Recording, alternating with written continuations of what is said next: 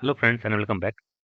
So hope based on the previous sessions that we have covered, you have a good understanding of the different kind of applications, what is the difference between web server and application, and along with that you have a good understanding of the highly available architecture. How we create the highly available architecture where you have a multiple instances of your web servers, application servers, backend database, right? Along with a few more components are there like the hardware load balancer that we integrate in the enterprise architecture. Right. So now we are going to extend that architecture, including the Jboss core component. Okay. So this session is initially just to give you a overview of how the Jboss components are related with each other. Okay. So every component we are going to cover in detail in the subsequent sessions along with the executions. Okay. So you will get a good understanding on the later sessions when we'll go for the executions and detailed discussion. Okay. But here this session I am specifically created to give you an initial overview so that you will get a good understanding of all the core component of JBoss and how they are related with each other. So at least you will get a picture in your mind with respect to each and every component that will help you to understand it in detail when we'll go for the executions. So we have a very detailed session on each and every uh, component that we have listed here. Okay, but what I'm going to explain you here is about the basic uh, architecture, or you can say the basic relation between all these components, so that image will be created in your mind, and when you will go to learn all these topics in detail, okay, that it will be easy for you to understand each and every concepts. Okay, so what are the core concepts of JBoss? The first is the domain controller. Second is the management console, which is also called the administration console. JBoss CLI, command line interface. And then we have a JBoss application server where we deploy the applications. We have a host controller and process controllers. We have the cluster features for the failover and session replications. We do the deployment of applications. We configure the JMS. We configure the data source for the connection pooling to connect with the database. We configure the multiple security options. Okay, this is repeated, and then we have an integration with the web servers. So these are the core functionalities and core components of the JBoss, okay, that we have covered in this particular course in detail. Okay, and now in the next slide I'm going to show you the relation between all these components, how they are related with each other, and what are the basic functionalities of all of the core component. So this we are going to cover with a very basic architecture where we will have a two node of the JBoss instance along with that the two node of web server. So let us understand with the architecture. Okay, suppose there is a user who is trying to access the application which is deployed in your JBoss from the browser. Okay, and the user may be accessing the application from the internet or maybe from the internal network, or you can say from the intranet. Okay, after the request first hit the load balancer. So in maximum of or the many of the organizations you will see load balancer, which is also referred as hardware load balancer, is configured in your environment. Okay, so there are multiple benefits of the hardware load balancer, and we have a detailed session of this where we will cover the high availability architecture in this course. Okay, so basically what is the purpose of this hardware load balancer is to load balance the request, okay, behind the web servers. So I'm sure you heard about some of the leading web hardware load balancers like F5 big IP, which is the leading hardware load balancer provider. Along with that we have a Fortinet. Okay, we have Barracuda. There are multiple hardware load balancer providers are there in the market. Okay, so what you understand as of now, the purpose of this hardware load balancer is to forward the request to the backend servers, right? So now suppose in the backend we have two node of web servers. Okay, so your hardware load balancer is sending the request to your backend web servers, node 1 and node 2. Okay, and for that we can have the open source Apache web server or maybe some other web servers. Okay, and along with that there is a Red Hat Apache web server as well, which is part of the Java or JBoss core functionalities or the core services. Okay, which we have covered in this particular course. And now suppose that once the request reach to your web server, okay, the request can forward to the backend application servers where we have the JBoss. Okay, and in this kind of architecture we have the JBoss in the cluster. So now what is the term here we are learning is the cluster. So cluster is a group of multiple Jboss instances. So here we have a two. Now again, based on your requirement, the load on your applications, okay, and your high availability demand, you can have a multiple Jboss application instance in the backend. So they are part of the cluster. So when they are part of the cluster, then we get the multiple benefit. For example, the failover. So what happen in failover, that suppose a user session is connected to node 1, or you can say the Jboss node 1, and when the session was active, if that suppose that server got crash, okay, so your session will get forwarded, or you can say the failover to the other active Jboss instances. This is called the session failover, or this benefit we get when we configure the Jboss cluster. Okay, so we have a session on this one to understand how we configure the cluster in the Jboss, right? So we have a two server of Jboss, server 1 and server 2, and your web server can send the request to any of the Jboss instance in the backend, right? So that means your web server are going to work as a reverse proxy here, which is forwarding the request which it is received from the load balancer to the backend application servers. Now for high availability, there could be multiple instances of the database in the backend where your Jboss cluster can contact for the data, right? Now for this web server, as I said, you can use any of the available web server like the open source Apache, or maybe you can go with the Red Hat Apache, which is part of the Jboss core services.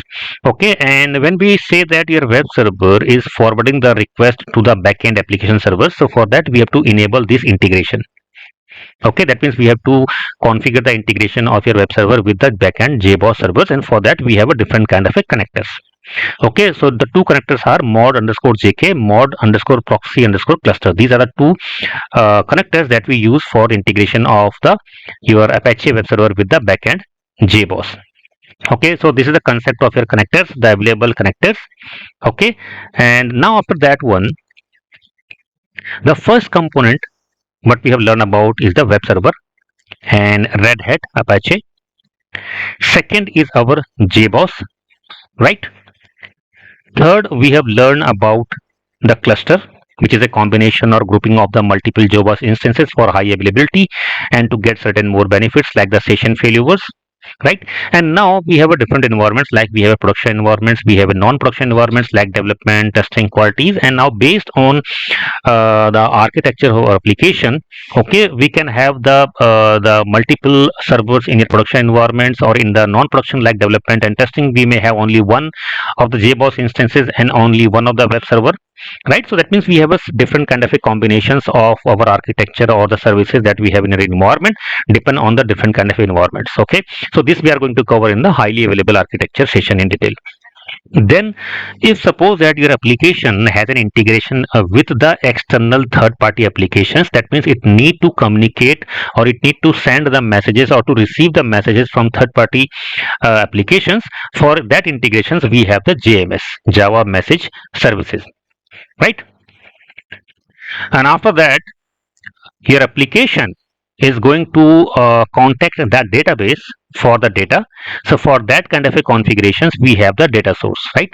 So data source we use for configuring our application to connect with the database efficiently, right? Now we have to do the deployment of the application so that it should be accessible for the outer world, correct?